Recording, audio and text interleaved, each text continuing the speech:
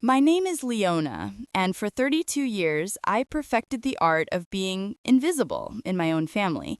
They called me the quiet one, but that wasn't quite right. In my parents' meticulously curated suburban world, silence wasn't a personality trait, it was a survival skill. It kept the peace in a house where my older sister, Cassandra, was the sun, and the rest of us merely orbited her brilliance. On paper, my life was steady. I worked as a financial analyst for a shipping firm in Seattle.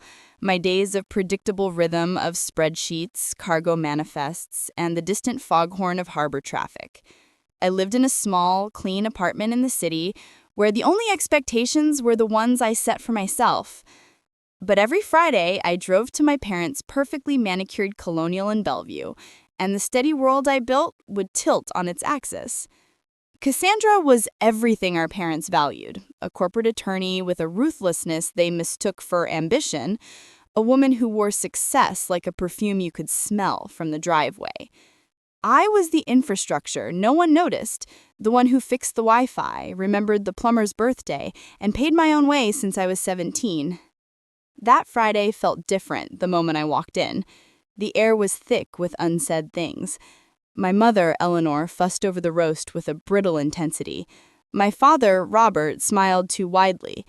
And Cassandra sat at the head of the table, scrolling through her phone with the smug satisfaction of a cat who had not only caught the canary, but had also been praised for its hunting technique. Dinner began with the usual fanfare for Cassandra, a new high-profile case, a mention in a legal journal.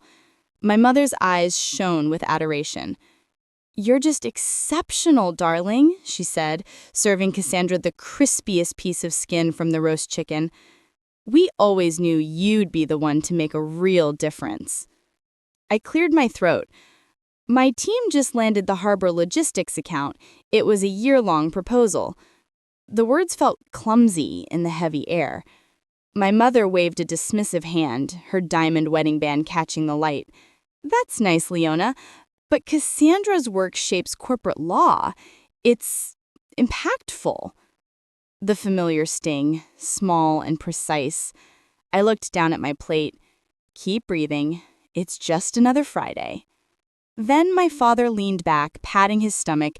"Speaking of impact, Cassie here has been our family's guardian angel. Helped us restructure some financial matters last quarter, sorted everything out." A cold wave washed over me. Financial matters. For 3 years, I had been making the mortgage payments on this very house. It started after my father's consulting business hit a silent, shameful slump. "Just a temporary bridge, Leona," my mother had whispered, tears in her eyes. "We don't want anyone to worry. Especially not Cassandra with her big career." So I'd bridged it, month after month. I'd postponed my own graduate degree, foregone vacations, lived in my modest apartment while my money flowed into their colonial dream, all under a vow of silence. And now, Cassandra was getting the credit. The warmth of betrayal started in my chest, a slow burn spreading to my fingertips. I saw my mother watching me, her gaze warning me to stay in my lane, to keep the family's fragile peace intact. Then, she said it. The sentence that snapped the last taut thread of my loyalty. "You know, Leona," she said, not with malice, but with a chilling, matter-of-fact certainty, as if commenting on the weather. "You're just not half the woman your sister is." The room didn't go quiet. It died. Time slowed. I heard the hum of the refrigerator, the ticking of the grandfather clock in the hall.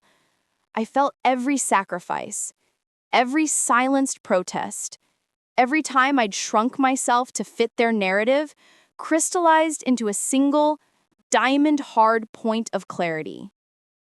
I pushed my chair back. The screech of wood on hardwood was a gunshot in the stillness. Robert flinched. Cassandra's smug smile finally slipped.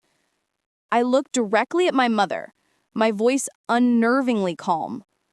"Well then," I said, "she can start paying your rent." The color drained from my father's face. Rent? What rent? He whispered, the words barely audible, as if saying them louder would make them real. The mortgage, I clarified, my tone flat. For the last 36 months, the financial matters Cassandra so brilliantly sorted. I have every transfer, every "thank you, Leona, just this once" text, every bank statement. 3 faces stared at me, a triptych of shock, denial, and dawning terror. My mother recovered first. Leona, don't be dramatic. We never forced you. I interrupted. You didn't have to.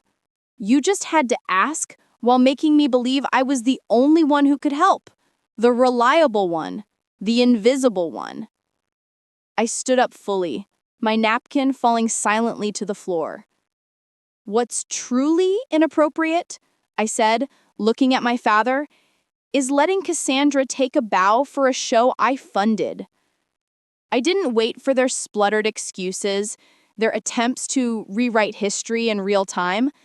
I walked out of the dining room, through the foyer that never held a photo of my achievements, and into the liberating chill of the night. In my car, my hand shook, but not with sadness, with the terrifying electric thrill of a door slamming shut forever. The first thing I did when I got home was cancel the automatic mortgage payment. The click of the mouse was a more profound sound than any door slam.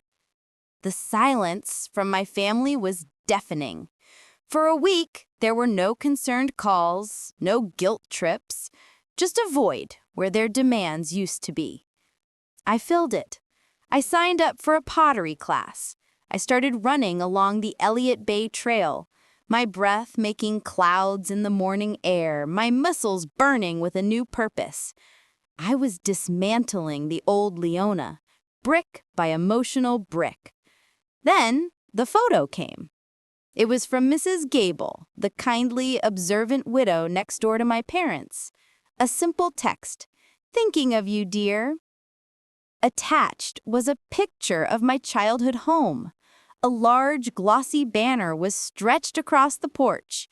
"Thank you, Cassandra, our family's guardian and our home's hero." I stared at it until the pixels blurred. Guardian, hero, words paid for with my quiet, consistent love. The final erasure. A cold fury, clean and sharp, replaced the last of my hurt. This wasn't just favoritism. This was fraud. My cousin Sarah confirmed the worst. They're throwing a family tribute dinner at the Columbia Tower Club. She confided in me, voice hushed. "Leona, it's all about Cassandra saving the house. They wrote the captions themselves." I said, in tone so cold, "Send it to me." When the file arrived, it was a masterpiece of revisionist history. Photos of Cassandra posing by the fireplace, hugging our parents on the porch.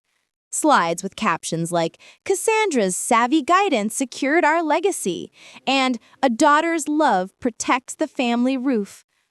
I created a copy. And then I began to edit. After their final glowing slide, I inserted a new section. I titled it The Ledger.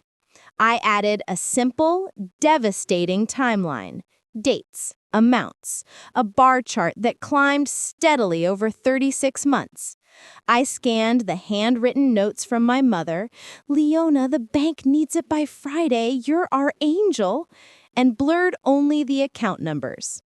I included the screenshot of the canceled automatic payment, dated the night of the dinner.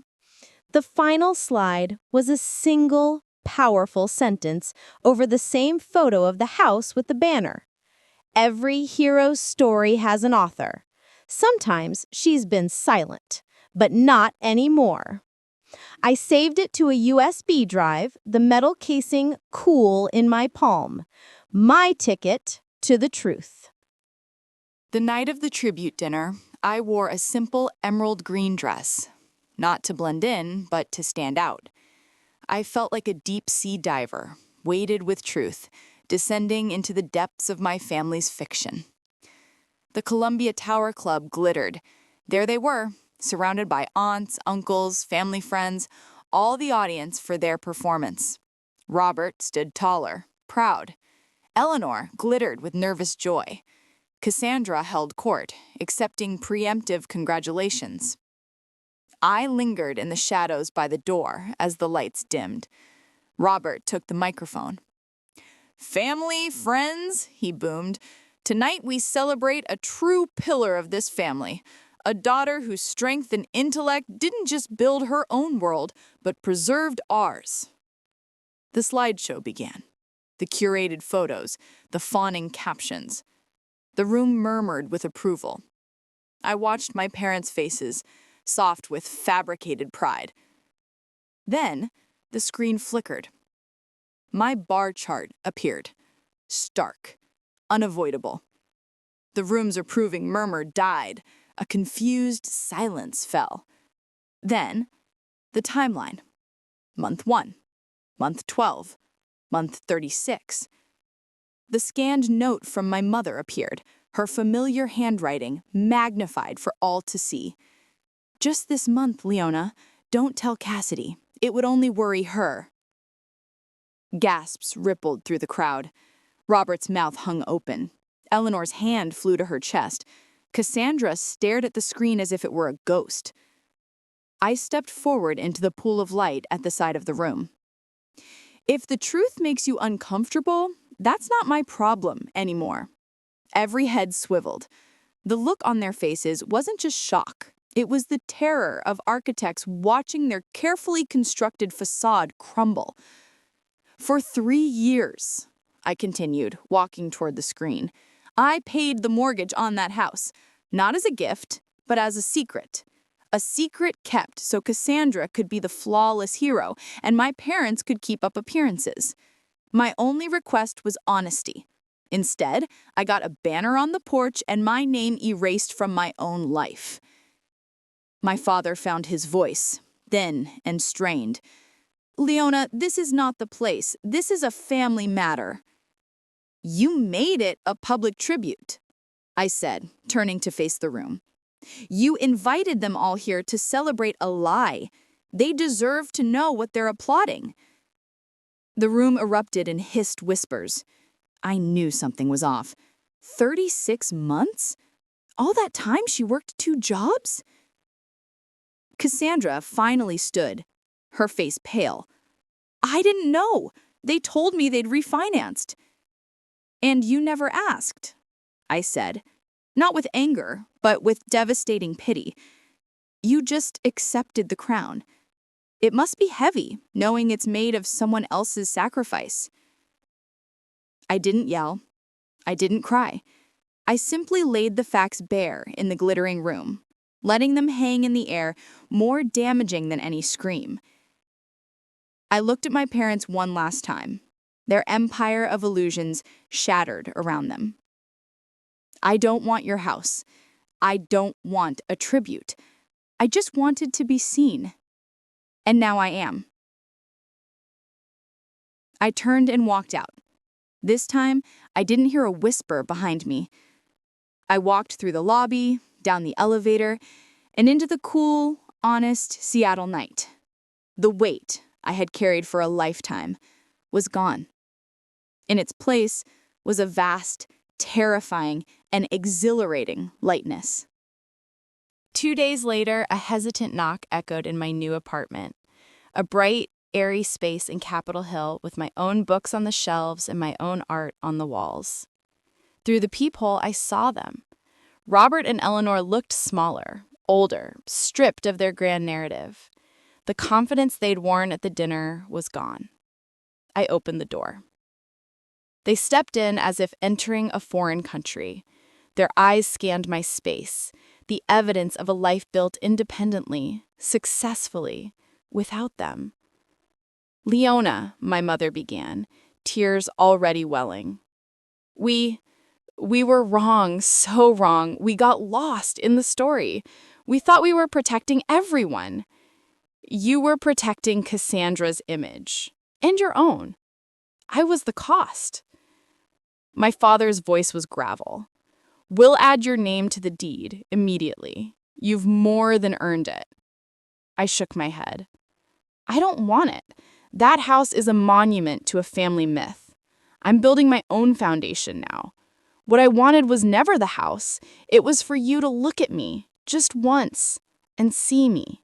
Not the shadow, not the bank account, but your daughter. The truth of that hung between us, stark and undeniable.